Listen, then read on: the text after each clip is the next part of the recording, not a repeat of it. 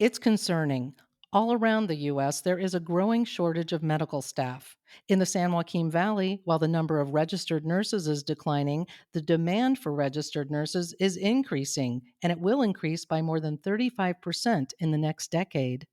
There's a program called HOPE that addresses the nursing shortage by helping students overcome barriers in order to pursue careers in healthcare. We'll get the details next with Dr. Anitra Williams, Vice President and Chief Nurse Executive, St. Joseph's Medical Center. Welcome to Hello Healthy, a Dignity Health podcast. Thanks for joining us. I'm Amanda Wild, and Dr. Williams, thank you for being here. Thank you, Amanda, for having me. Now, the HOPE program is one of a kind. How was it created? Where did the idea come from? So the idea came from HealthForce Partners. HealthForce Partners is a regional partnership where they lean on members of industry and academia, and they basically serve as a convening body to bring all these great minds together. And our focus has been on preparing pathways that will allow individuals to elevate in the community, get them into living wage jobs that will allow them to have at least a comfortable living wage. And one of the shortages that we've been focused on includes the nursing shortage. And so you did a great job sharing some of those statistics. So I live in the Central Valley area, and we are definitely projected to have a significant nursing shortage. So myself, along with the dean and the director of San Joaquin Delta College's nursing program, we basically met and started talking about ways that we could mitigate the shortage that we were expected to see here in our valley. And me representing the industry side, being in an acute care hospital, I have been frustrated for more than a decade with my local junior college, which is San Joaquin Delta College, because I know that the majority of their nursing students live outside of our county. So more than 80% of students that they accept come from outside of the county. I am also one of the only hospitals in this community that hires new graduates. And so what had been happening for the past decade plus is we hire new graduates, they stay with us for 6 months or so, and then they leave our hospital to go back to the communities that they come from. And that just really has a huge impact on morale. And we find ourselves with this revolving door, and it's just really hard. What we also started to notice in the industry side is that positions in our emergency department or our labor and delivery area and our neonatal intensive care unit, we were losing those nurses, and those are specialty areas. So without the proper skilled nurse in those departments, patient care can be at risk. And so I leapt at this opportunity to just really challenge our local community college to see how they could help us on the industry side. And within 2 hours, this group, we developed a pathway that would allow high school students to be dually enrolled at San Joaquin Delta College while in high school, preparing themselves for the registered nurse program. So, as part of their high school curriculum, we would embed the nursing prerequisites. And by the time they would graduate high school, they would have two more classes to take that would allow them to then transition into the associate degree nursing program. So we were extremely proud about our success with this pathway. We went to a local high school. It's called Health Careers Academy, where the majority of those students, they come from impoverished backgrounds. Their family's median income is around $20,000 a year. So it's definitely a community and a group of students that we really felt compelled to be able to put on the track to just changing the trajectory of their families' lives. So it was during a meeting with the parents and students that we introduced this pathway that we would be allowing 10th graders to enter. And one of the moms came up to me at the end of our session, and she was in tears. She shared with me that she's 30 years old. Her daughter was 15, and she wanted to know that this was for real. She shared that she works 2 jobs, a single parent, and she couldn't believe that before her daughter was 21 years old, she would actually be a registered nurse making 6 figures, and she just was blown away and so excited, and she hugged me, and when I went home that evening, I couldn't shake the image because the room was filled with such joy and such excitement that I wanted to do something with the word hope. And so from that meeting, the Hope program was born. And that word hope stands for helping our people elevate, because I firmly believe that if we invest in people who are rooted in the community they live, they will continue to serve that community. So that was the first part of our Hope program. The second part is once the word got out and socialized around St. Joseph's Medical Center, where I'm a current employee, I've been here for 25 years. An individual approached me from our emergency department. Her name is Jennifer Garcia, and she was an ED tech at the time. So, an emergency department technician, a mom working 2 jobs, been with the hospital for 17 years. And she said, Dr. A, that's what they call me here. She says, I hear what you did for the kids across the street, Health Careers Academy, and I think that's great. But what are you going to do for people like me? And I said, Jennifer, tell me more. What do you mean? She said, I have applied to nursing programs 5 times and I've been denied. I'm giving up. I'm losing hope. And I know that I will make an excellent nurse. But just because my GPA is 3.0, I'll never be able to get into any nursing program because you need to have a nearly 4.0 GPA. And I just don't think that's right. And I said, Are you serious? You have a 3.0 GPA. You've taken all of your prerequisites. And she says, Yes. And I've applied to Delta's program 3 times, Modesto Junior College 2 times, and I just can't get in. And so I said, Well, are there other people that are in the same situation that you're in? She said, I know 20 people off the top of my head who work here in dietary that work as an EVS worker in several unit clerks, and they're ready for the nursing program and they've passed their prerequisites, but there's just no hope for us. And she literally used that word hope. And so I said, Well, Jennifer, prove to me that you've done those things. I want you to email me your transcripts and I want you to talk to those other 20 people that you're telling me about and have them do the same thing. I'm going to give you 48 hours and I want to receive that information. In 24 hours, I had more than 20 individuals email me with their transcripts, and all of these individuals had a GPA of greater than 2.5. I then took that information to the dean of the college and the director, and I said, We have to do something for our incumbent workers.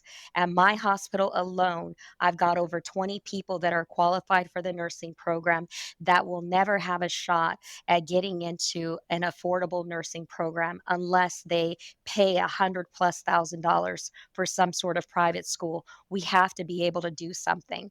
And at first, I was told, no, I don't think it's possible because there's a lot of rules with junior colleges. And I said, no, please try to figure it out. And those ladies went back and they figured it out. They came back to me and said, we absolutely can create a program and a pathway for your incumbent workers. The only catch is the hospital has to be willing to provide the clinical instructor. If you all provide the clinical instructor, you'll be able to select the students that you want to put in the program, and the college will cover the theoretical components. And that's how our Hope Incumbent program was birthed. And so, really excited about that because it allows us to invest in our employees that have been loyal to the organization, that are rooted here in the community.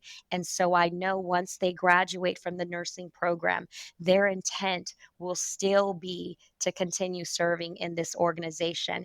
And I know you're going to ask me more questions, but I will say that Jennifer Garcia, she was a student that I awarded an invitation to enter our first cohort. And that first cohort started in January of 2020.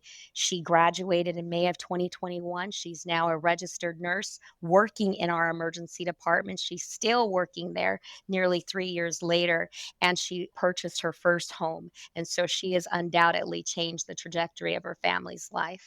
And that's just an example of how Hope, the program, really benefits the community, gives job paths to students, and obviously some stability you were lacking in the past as far as retaining employees at the hospital.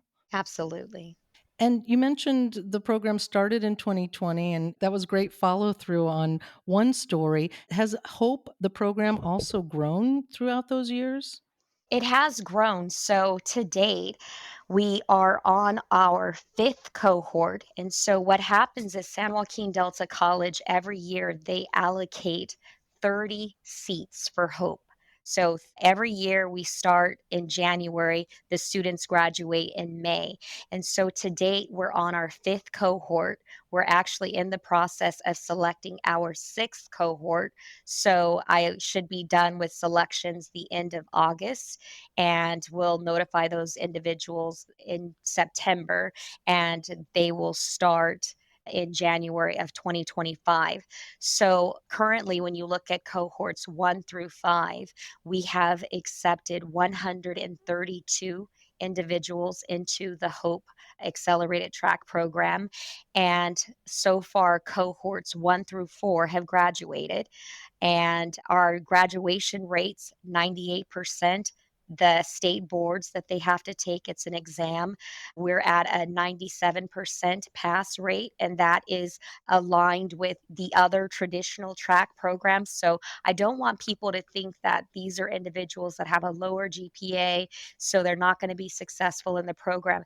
The program is not watered down. It is the exact same nursing program that your 4.0 plus student would attend. There's no change. The only change is that we're recognizing that the majority of individuals who have lower GPAs, that there are often socioeconomic things that are tied to that, that maybe they are single parents or they live below that healthy living wage. And because of those competing priorities, they're unable to study as a full-time job and make those perfect grades. But these students are extremely intelligent.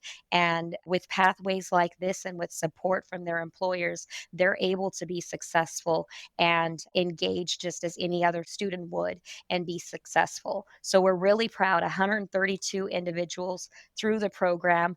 The fifth cohort will be graduating soon, and I'm sure we'll have 132 new nurses in our county within the next couple of months. Well, who is eligible to apply? How does one do that? So, one of the ways is you have to be working at a sponsoring organization. So, as I said, HealthForce Partners was the collaborative that convened the academic minds along with myself. And I represent St. Joseph's Medical Center. There is Adventist Lodi, that's a sponsoring organization, as well as San Joaquin General Hospital. So, if you are an employee that works in an ancillary role, and you've completed all of your nursing prerequisites, you are then eligible to apply to the HOPE program. And for me, as a co founder of this program, I actually accept two individuals who live or who may have other jobs. Maybe they work at Wendy's or Walmart. As long as they live in San Joaquin County, I every year have accepted two individuals from the community because my goal is to help our people elevate. And by our people, I define that as people that are rooted here in the San Joaquin County. And so they are more than welcome to contact me directly or reach out to the facility that I work at, and I would be more than happy to review their applications. And if they're in our area here in San Joaquin County, I'd love to meet with them and possibly offer them an opportunity to participate. And I'll give your contact information too at the end of our interview. And if our listeners wanted to support the Hope program, other people from the community who want to be partners in this, is that a possibility? Absolutely, and we welcome it because, as I said, these are active employees. So they have a job, and in order to be successful in this fast paced nursing program, they have to use their PTO time or just work with their supervisors so that they can take additional time off. So, what we've also done is we've offered scholarships. So, we're very generous here at my facility, and there are several scholarships that are set up for the HOPE program, as well as any of our employees that are going back to school to further their education. And so, one of the funds that I would invite your listeners to donate to would be our Nurses Society. So, the Nurses Society is a fund where our HOPE students have the privilege of tapping into, and we award them with scholarships to offset tuition as well as help with their living expenses. And then another fund that I'll share with you all is the Eliza Tanner Memorial Fund. And so that's a fund that I established in honor of my mother, who was a nurse for more than 30 years before she passed away. Oh my goodness. And I was just gonna ask you, so maybe you can channel your mom too. What advice would you give to an aspiring nurse? Anyone that's aspiring to become a nurse, I would first tell them that the road is not going to be easy. And the second thing that I would say is never give up, because the science courses, they can be difficult for some, very challenging. Many students struggle with physiology and or anatomy. And what I would tell that individual is to believe in themselves, because there are people out here in the world who believe in them. And if they are struggling in their science courses, the moment that they get a grade that's unsatisfactory, they need to reach out to their professor and start getting tutored so that they can get at least a B grade in their science course. And if a B grade is not going to be possible because perhaps they failed their exam, then they would want to withdraw from that class, because what we're seeing is that individuals will try to stick it out and they'll end up with possibly a D, and most colleges consider a D a passing grade. And with the D, you are not going to be eligible for the HOPE program, nor will you be eligible for most nursing programs. So that would be my advice, is just they've got to believe in themselves. They've got to know that there's people out there that believe in them and want to support them, and that we need a diverse workforce. So culturally congruent care is so, so very important. And for anyone that's struggling, if they've got the heart and they're struggling, they need to link up with tutors and reach out to individuals who can mentor them and assist them so that they can be successful.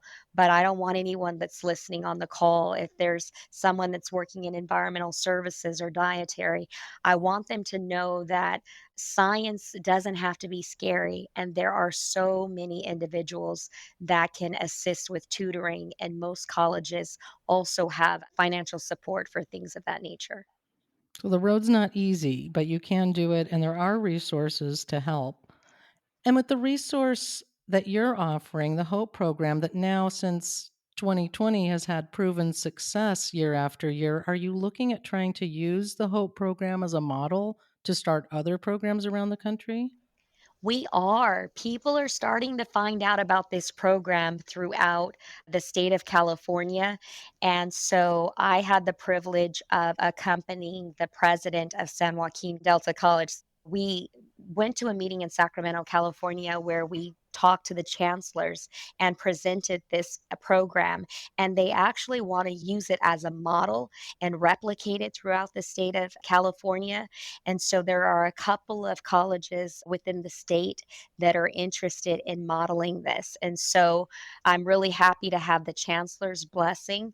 There's also a gentleman by the name of Dr. Garrett Chan, and he leads Health Impact. He's also very interested in the work that we're doing and wanting us to start working with colleges that are in the Southern California area so that we can also give those individuals the opportunity to elevate, because the need is there. There are so many Jennifer Garcias that are working in facilities just hoping that they can get a chance.